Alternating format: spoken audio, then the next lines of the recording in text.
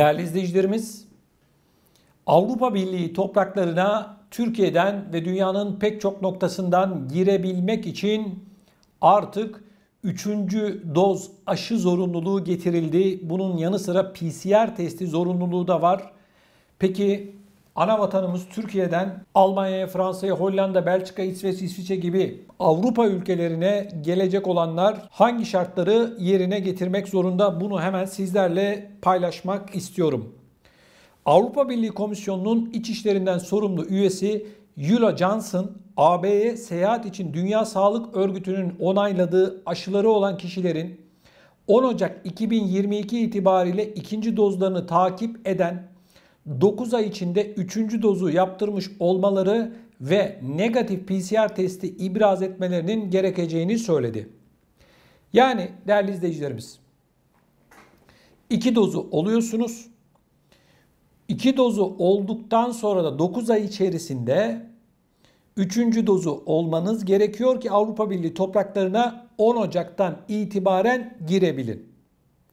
Yetkili düzenlediği basın toplantısında Avrupa Birliği'nin yeni seyahat kuralları ile ilgili olarak detaylı bir açıklama yaptı. Bildiğiniz üzere her 2 haftada bir Avrupa Birliği topraklarına giriş kurallarını açıklıyor ve ülkeler listesi yayınlıyor. Artık ülkeler listesinin bir önemi yok. Aşı bazlı hareket edilecek. Yani az önce ifade etmiş olduğum gibi 3 doz artı PCR testini yaptıran herkes hangi ülke olursa olsun girebilecek. Ancak şu anda Avrupa'da Nu mutantı denilen yeni bir virüsün türü var. Güney Afrika'dan gelişler Almanya'ya şu anda yasaklanmış vaziyette. Bunun da bilinmesinde fayda var. Şimdi Avrupa Birliği aslında şunu söylüyor. Diyor ki herkes bu sıvıları olacak. Eğer sen olmazsan benim ülkeme, benim kıtama, topraklarıma giremezsin diyor. Aldığı karar Türkçe bu. Ben bu kararı insani bulmuyorum, insan haklarına aykırı buluyorum. Bu sıvıları olan insanlara nasıl ki herkesin saygı göstermesi gerekiyorsa, bu sıvıları olmayan insanlara da başkalarının saygı göstermesi gerekiyor. Şu an Almanya'da 25 milyon kişi bu sıvıları vurdurmadı. Sen önce evinin içerisindeki insanları ikna et. Sonra dünyanın öbür ucundaki insanlar zaten bu sıvıları vurdururlar. Ben böyle bakıyorum. 18 yaş altı çocuklar negatif PCR testi sonucu ile girebilirler. Onların herhangi bir şekilde aşı ibraz etme zorunlulukları yok. Şimdi Dünya Sağlık Örgütü'nün tanıdığı aşılar şunlar arkadaşlar.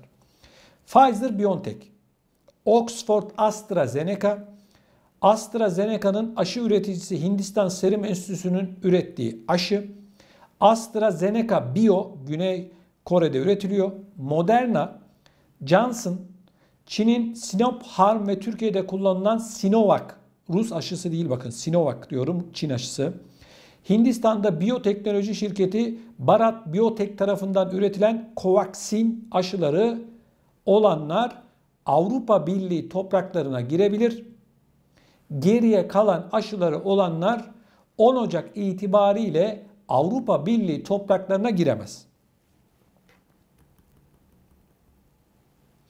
Şimdi değerli izleyicilerimiz, şunun bilinmesi gerekiyor.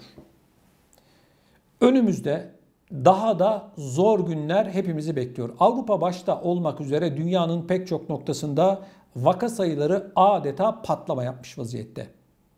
Alınan tüm tedbirlere rağmen bu noktaya gelinmiş olması bana göre işte bu kararları alanların bir kez daha başarısızlığı. İşte bakın anlatıyorum, sürekli anlatıyorum, beni takip edenler bilir. Bu kararları alanlar da ne yaptıklarını bilmiyorlar. Bu kararlar, az önce anlatmış olduğum kararlar 1 yıl önce de vardı. Yine görüyoruz her şey başa dönüyor. O zaman bu kararların doğruluğunu tabii ki tartışmalıyız.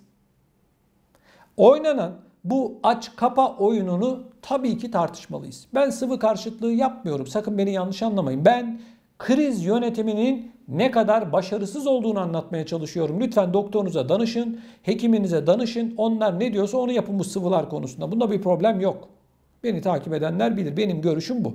Çünkü insan sağlığı sadece kendisinin ve çevresindekileri ilgilendiren bir şey. Şimdi sen bir devlet yöneticisi olarak benim sağlığım hakkında karar almanı ben doğru bulmuyorum. Bu vücut, bu sağlık benim sorumluluğumda. Ama sen zorunlu değil deyip beni zorunlu hale getiriyorsun, beni evden çıkmaz hale getiriyorsun. Alışverişe giremezsin, spor müsabakası izleyemezsin, tiyatroya gidemezsin, sinemaya gidemezsin, markete gidemezsin, çarşıya, pazara, otobüse binemezsin, tramvaya binemezsin, trene binemezsin. Ney? Zorunlu değil ama.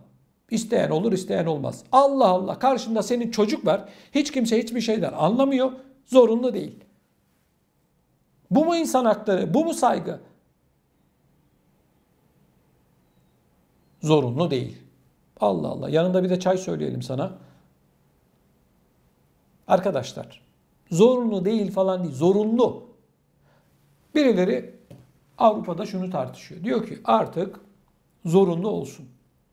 Arkadaşlar zaten zorunlu. Zorunluluk dediğiniz şey nedir?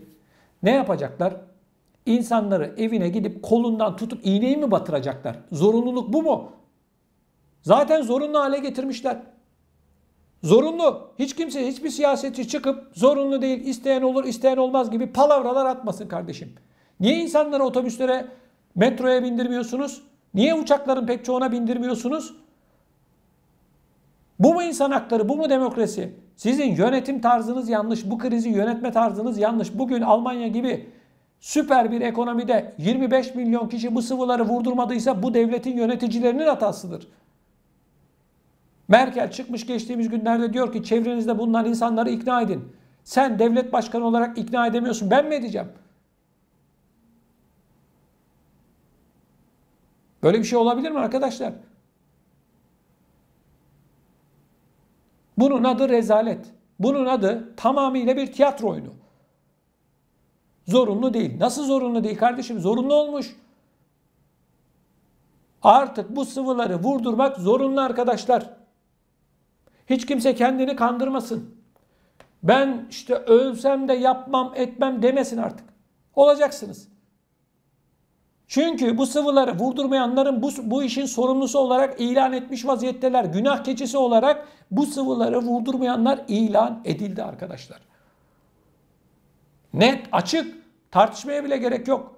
Çıkıp Sağlık Bakanı, Almanya Sağlık Bakanı Spahn açıklama yapıyor. Yıl sonuna kadar ya olacaksın ya da öleceksin diye vatandaşı tehdit ediyor. Evet, Almanya Sağlık Bakanı. Ya olacaksın ya da öleceksin diyor. İşte zorunluluk. İşte tehdit. Artık tehditle millete bu sıvıları vuracaklar. Tekrar ediyorum. Sakın beni yanlış anlamayın. Ben sıvı karşıtlığı falan yapmıyorum. Bunların tavrını eleştiriyorum ben.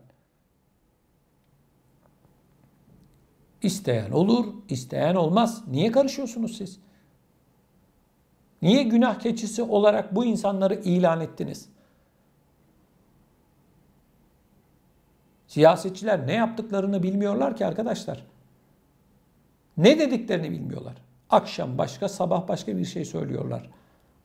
Bu nedir ya? Nasıl bir rezalettir ya? Almanya gibi süper bir devlet sınıfta kaldı. 100.000 vakaya gelmiş durumda şu anda. Hiç kimse başarıdan, ondan bundan bahsetmesin. Fransa aynı, İsveç aynı, İsviçre aynı, Avusturya aynı, Belçika aynı. Hepsi aynı. İngiltere, İtalya, İspanya, Yunanistan, Makedonya, aklınıza neresi gelirse. Arkadaşlar, nereye kadar? Merak ediyorum. Ne zamana kadar? Soru bu.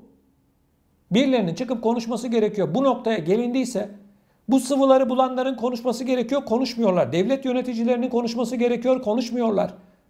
Kimsenin ağzını açmıyor.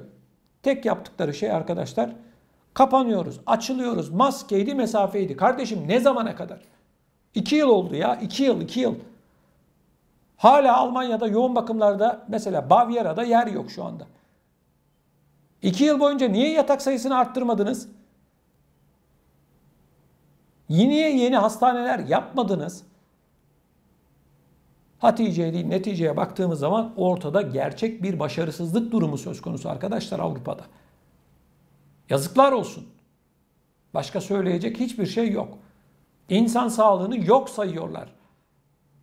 Lütfen bu konuyla ilgili görüşlerinizi siz de videomuzun altında bulunan yorum bölümüne yazarak bizlere iletin.